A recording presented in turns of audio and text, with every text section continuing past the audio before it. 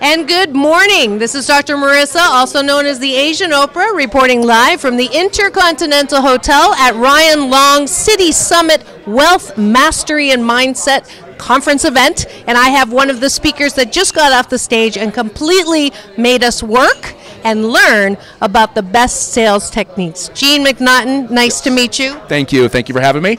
Absolutely. And you used to work for Tony Robbins, or I heard something in the introduction. In the 2000s, I was his global vice president of sales. Okay. So I really got a chance to not just be immersed in his content, but to see how the guy operated on stage and off stage. And it was, I could say, probably one of the best experiences of my life. Beautiful. What would be the one takeaway that you will never forget after working with Tony Robbins, besides the size of his hands, which I've heard? Well, everybody wants to know what's he like when he's not on the stage or on the camera. And the truth is, he is exactly the same person. He is authentic. He is truly committed to serving humanity, both him and his wife and his whole family. So I could not be more honored to spend that much time with the guy. And I'm still a huge fan. Beautiful. So you motivate. That's your job. You help people solve problems. You motivate them. Is there ever a time when you don't feel motivated? Well, of course. I have moments. Yesterday was a good one. I was in Iowa where it was 5 degrees. I got off a plane, of which I got up at 4 in the morning, got off a plane at 2, and had to get clothes ready and just do all the normal stuff that all of us do. Yeah. And with a different time zone and then coming to LA, so just in the last 24 hours, I didn't feel so motivated. So what do you say to yourself in those moments that you don't feel motivated?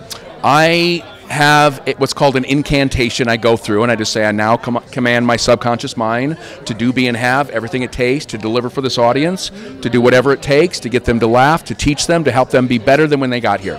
And I say that over and over and over again. And caffeine helps too. That's good to know. I'm going to write that down. Not the caffeine part, the other part. No, but I use that to just, it gets me out of thinking about myself, whether my back hurts, my feet hurt from standing. I just spoke for 2 straight days in Sioux City, Iowa, to get me into the mode of it's a pure honor to be on a stage and have people listening to your message.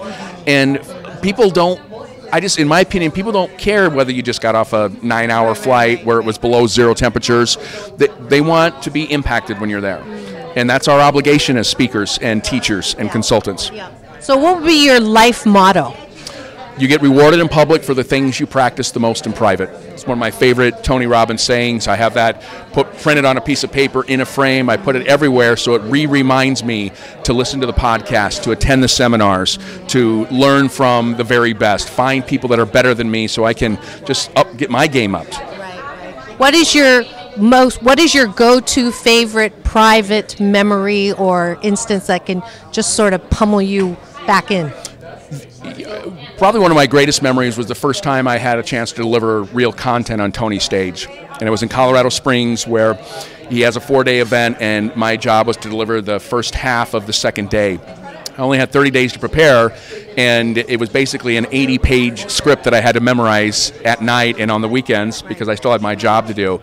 And it was the scariest time because there wasn't PowerPoint then. There wasn't, it was pure memorization of Tony's words, and getting off that stage and both the feeling of holy cow and the euphoria of getting it done I'll remember that forever. Oh, that's beautiful. So why do you do this? I mean, what really is your ultimate motivator? What makes you want to do what you do? I know that I was born to do this.